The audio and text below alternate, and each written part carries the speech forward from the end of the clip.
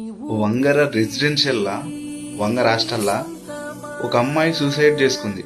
ఒక అమ్మాయి ఉరేసుకునే స్టేజ్ దాకా వచ్చిందంటే చాలా ప్రెషర్ ఉంటేనే వస్తుంది. What ever it.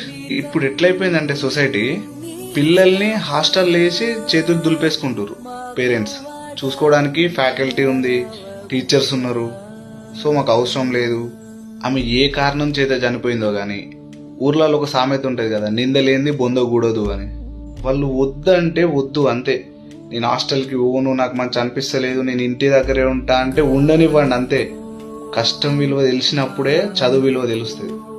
కష్టం అంటే ఏందో కొంచెం తెలియనిరు వాళ్ళకు కూడా, అప్పుడే చదువు విలువ తెలుస్తుంది. వాళ్ళకు ఉండే చిన్న చిన్న ప్రెషర్స్ వల్ల వాళ్ళు ఏదో ఎక్కువ ఊహించుకొని వాళ్ళ తల్లిదండ్రులు కానీ వాళ్ళ అన్నలు కానీ వాళ్ళ ఫ్యామిలీలో ఉండే ప్రతి ఒక్కరు ఒక 1 year 2 years వరకు వాళ్ళకు అదే మైండ్లో ఉంటుంది. ప్రతి ఒక్కరు వాళ్ళని చూస్తే వీళ్ళ బిడ్డ చనిపోయింది, వీళ్ళ చెల్లె చనిపోయింది. సో కొంచెం ఆలోచించండి తల్లిదండ్రుల గురించి ప్రతి ఒక్కరు. కానీ పిల్లల్ని అర్థం చేసుకోవడం స్టార్ట్ చేయండి ఇప్పటికైనా.